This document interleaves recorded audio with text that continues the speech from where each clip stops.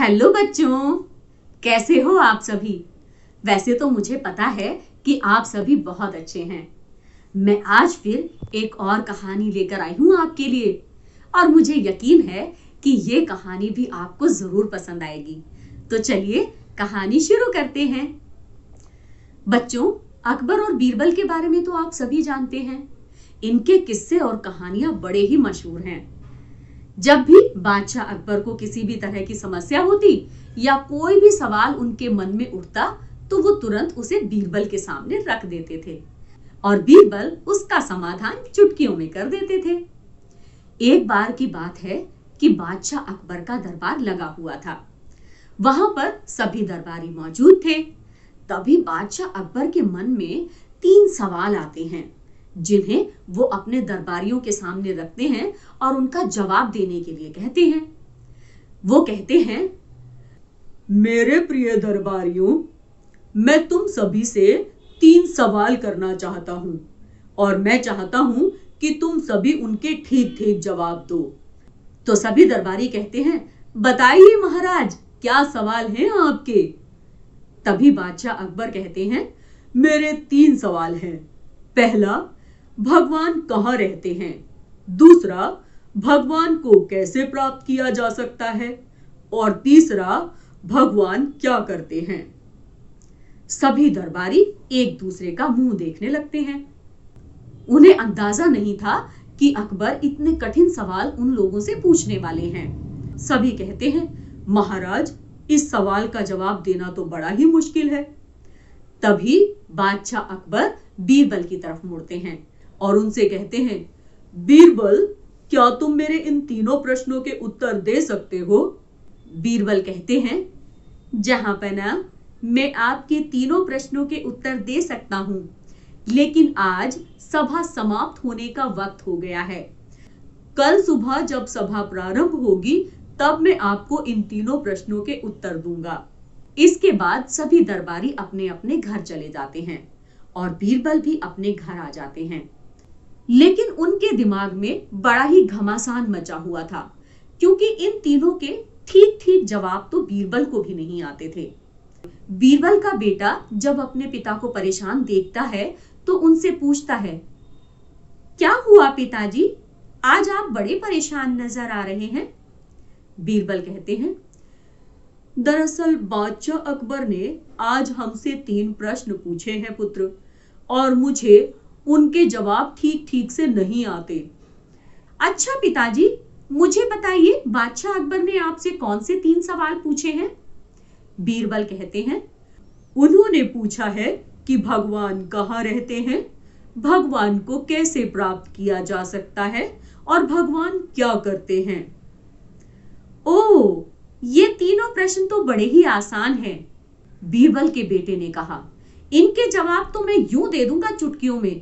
कल आप मुझे दरबार लेकर चलिएगा पिताजी। अगले दिन बीरबल अपने बेटे को लेकर दरबार में पहुंच जाते हैं और बादशाह अकबर से कहते हैं, जहां पना, आपके तीनों प्रश्नों के उत्तर तो मेरा पुत्र भी दे सकता है। अकबर बीरबल के पुत्र की तरफ देखते हैं और उनसे कहते हैं, अच्छा, तो पहले तुम मेरे पहले प्रश्न का उत्तर दो। पूछिए महाराज, आपका पहला प्रश्न क्या है। बीरबल के बेटे ने कहा। अकबर ने कहा, सबसे पहले तुम मुझे यह बताओ कि भगवान कहाँ रहते हैं। इस पर बीरबल का बेटा उनसे 1 गिलास दूध मंगवाने को कहता है। महाराज, आप 1 गिलास मीठा दूध मंगवाइए, तब मैं आपके इस प्रश्न का जवाब दूंगा। तभी महाराज अकबर एक दरबारी को कहते हैं, 1 गिलास दूध पेश किया जाए। और दरबारी 1 गिलास दूध लेकर हाजिर हो जाता है। बादशाह अकबर उस दूध के गिलास को बालक को देते हुए कहते हैं, ये लो दूध। महाराज, ये दूध मुझे नहीं चाहिए, आप जरा इसे चखकर तो बताइए ये कैसा है। बादशाह अकबर 2 घूंट दूध पीते हैं और कहते हैं, ये दूध तो बड़ा ही मीठा है, बहुत मीठा। तब बीरबल का बेटा कहता है, महाराज, लेकिन इसे मीठा करने में जिस चीनी का इस्तेमाल हुआ है, क्या वो आपको इसमें नजर आ रही है। बादशाह अकबर कहते हैं, नहीं नहीं, वो चीनी तो इसमें नजर नहीं आ रही। तब बीरबल का बेटा कहता है, ठीक इसी प्रकार महाराज, भगवान भी धरती के हर कण कण में व्याप्त हैं, लेकिन वो किसी को नजर नहीं आते। अकबर बालक के उस जवाब से संतुष्ट हो जाते हैं। तब वो उसके सामने अपना दूसरा प्रश्न रखते हैं। वो उससे पूछते हैं, अच्छा बताओ बेटा कि भगवान को कैसे प्राप्त किया जा सकता है।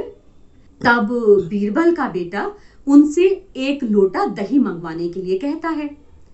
बादशाह अकबर 1 लोटा दही मंगवा लेते हैं। तब बालक पूछता है, महाराज क्या इसमें आपको मक्खन नजर आ रहा है? बादशाह अकबर कहते हैं, नहीं नहीं बेटा, इसमें तो हमें कोई मक्खन नजर नहीं आ रहा, लेकिन इसमें मक्खन है जरूर। तो फिर महाराज सबको दिखाइए ना कि इसमें मक्खन है कैसे। तभी महाराज एक मथनी लेकर उस लोटे की दही को मथना शुरू कर देते हैं। थोड़ी ही देर बाद उस पर मक्खन तैरने लग जाता है। तब बीरबल का बेटा कहता है, ठीक उसी प्रकार महाराज, जब हम ईश्वर की आराधना करते हैं, उनका गुणगान करते हैं, उनका मंथन करते हैं, तो वे हमारे सामने प्रकट हो जाते हैं, हम उन्हें तब प्राप्त कर सकते हैं। बादशाह अकबर बालक के उस जवाब से संतुष्ट हो जाते हैं और फिर वो उसके सामने अपना तीसरा प्रश्न रखते हैं। अच्छा बताओ बेटा कि भगवान करते क्या हैं? तब बालक कहता है, महाराज इसके लिए पहले आपको मुझे गुरु मानना पड़ेगा। इस सवाल का जवाब केवल एक गुरु ही अपने शिष्य को दे सकता है। तब अकबर उसको अपना गुरु स्वीकार कर लेते हैं। तब बालक उनसे कहता है, ये क्या महाराज, एक शिष्य सिंहासन पर बैठा हुआ है और उसका गुरु यहाँ यूं जमीन पर बैठा हुआ है, ऐसा कभी होता है क्या? इसके बाद बादशाह अकबर उसकी बात को समझ जाते हैं और वो खुद सिंहासन से नीचे बैठ जाते हैं और बीरबल के बेटे को सिंहासन पर बैठने के लिए कह देते हैं।